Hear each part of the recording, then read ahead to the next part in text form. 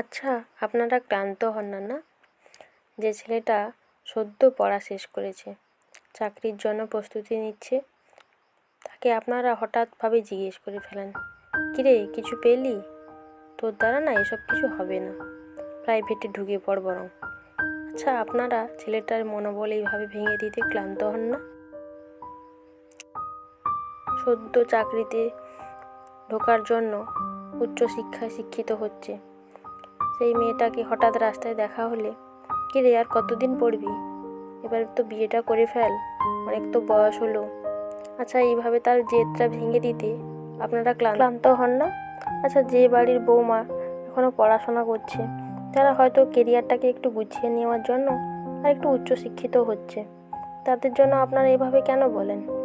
আচ্ছা, হয়তো কোনো বাড়ির কোনো বউ এখনও তারা সন্তান নেয়নি, হয়তো তারা চাইছে কিছু বছর পরে নেবে, বা তাদের কোনো শারীরিক অসুস্থতা রয়েছে, সেদিকটা আপনারা একবারও না ভেবে কীভাবে সেই মেয়েটাকে রাস্তায় দেখা হলে কিংবা কোনো পুজো প্যান্ডেলে দেখা হলে, কিরে অনেক দিন তো হলো বিয়ের, এবার একটা বাচ্চা কাচ্চা নেই, অনেক দিন তো ছেলের বাচ্চার মুখ দেখি না। আচ্ছা, এইভাবে কেন বলেন? আপনাদের নিজের বাড়ির ছেলে মেয়ে হলে কি এভাবে বলতে পারতেন? নিশ্চয়ই পারতেন না। ওই ছেলে মেয়েগুলোকে বলে তাদের মনটা এইভাবে ভেঙে দেন কিসের জন্য? আচ্ছা, আর একটা কথা বলুন তো, কোনো ছেলে হয়তো গ্রুপ ডি চাকরি পেয়ে তার পরিবারকে নিয়ে খুব খুশি আছে, আপনার ছেলে হয়তো খুব ভালো বড় চাকরি করে কিংবা বিদেশে থাকে, তাই বলে আপনি তাকে এইভাবে হাইয়েও করবেন এবং তার মাইনেটা কত তাকে জিজ্ঞেস করে কি পান?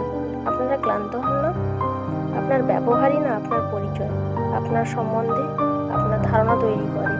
কোনোদিন ওই ছেলেটি বা মেয়েটির পাশে এসে মাথায় স্নেহের হাতটা বুলিয়ে দিয়ে একটু দেখবেন, ওরাও আপনার কাছে মন খুলে কষ্টগুলো ভাগ করে নিচ্ছে, ওরাও কত আপন আপনাকে ভেবে নিচ্ছে। আপনার ব্যবহারই আপনার পরিচয়। ধন্যবাদ।